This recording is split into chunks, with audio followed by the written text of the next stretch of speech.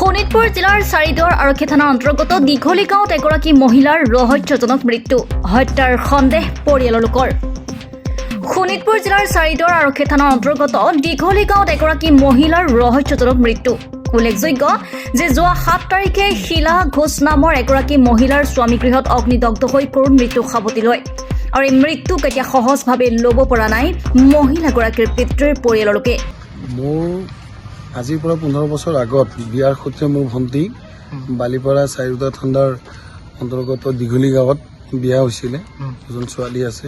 যোৱা 7 তাৰিখে মই 3টা বজাত তেওঁলোকৰ ঘৰ নহয় বেলেগ মোৰ মামাই বেলেগ মানুহে খবৰ দিয়াত গম পালোঁ যে TMCত জুই লাগিছে বুলি। যেতিয়া মই গ'লোঁ GMCত যোৱাৰ লগে লগে তাৰ 20 মিনিটমান পিছতে এক্সপায়াৰ হ'ল। এক্সপায়াৰ হৈ যোৱাৰ পিছত যেতিয়া মই সোধপোছ কৰিলোঁ যে ঘটনাটো হ'ল কি, তেওঁলোকৰ ফেমিলিৰ মাজত যিখিনি মানুহ আছিলে গোটেই ফেমিলিৰ মাজত তন্নতন্নকৈ চবকে সুধিলোঁ, চবৰে বেলেগ বেলেগ কথা কয়। কোনোবাই কৈছে জুই লাগিছে, কোনোবাই কৈছে ইলেক্ট্ৰিচিটি লাগিছে, কোনোবাই কৈছে দৰ্জা খোলা, কোনোবাই কৈছে দৰ্জা লাগা, বিভিন্ন ধৰণৰ বিভিন্ন কথা, কাৰো লগত কাৰো কথা কোনো মিল নাই। তেতিয়া মোৰ সন্দেহ এটা আহিছে। 2 সন্তানৰ মাতৃ এই মহিলাগৰাকীক কেইবা বছৰ ধৰি স্বামী গৃহৰ পৰিয়ালৰ লোকে অত্যাচাৰ কৰি অহাৰ এক অভিযোগ উত্থাপন কৰি এক পৰিকল্পিত হত্যাকাণ্ড বুলিও সন্দেহ প্ৰকাশ কৰি চাৰিদুৱাৰ আৰক্ষী থানাত এখন এজাহাৰ দাখিল কৰিছে। মহিলাগৰাকীৰ ভাতৃয়ে এনেদৰে কেমেৰাৰ সন্মুখত কান্দি কান্দি আৰক্ষীক এই বিষয়টোৰ সন্দৰ্ভত এক উচিত বিচাৰ কৰিবলৈ অনুৰোধ জনাইছে। কিন্তু ৰহস্যজনকভাৱে মহিলাগৰাকীৰ স্বামী গৃহৰ পৰিয়ালৰ লোকে এতিয়ালৈকে আৰক্ষীক ঘটনাৰ সন্দৰ্ভত কোনো কথাই অৱগত কৰা নাই। বালিপৰাৰ পৰা ND Sharma reporter live Assam.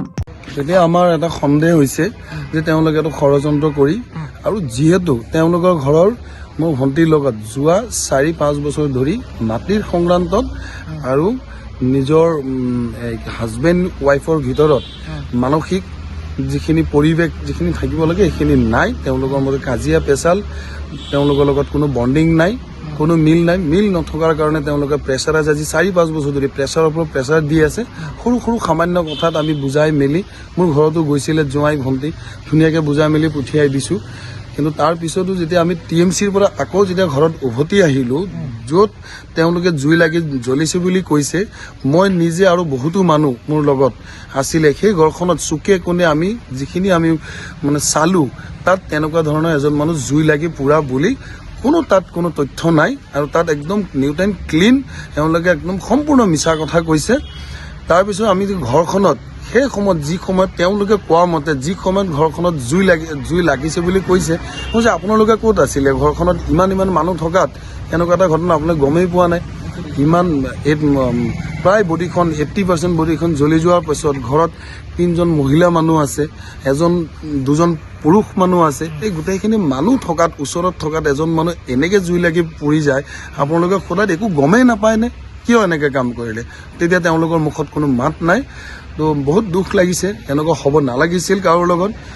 মই এই চাৰিদুৱাৰ থানা, এই প্ৰশাসন, আমাৰ চৰকাৰ বা এই প্ৰশাসনক মই এটা কৰযোৰে অনুৰোধ জনাইছোঁ যে মোৰ ভণ্টিয়ে যাতে ন্যায় পায় আৰু সঁচা যাতে তদন্ত হয়, সেয়ে মোৰ কাতৰ অনুৰোধ। Reporter live Assam.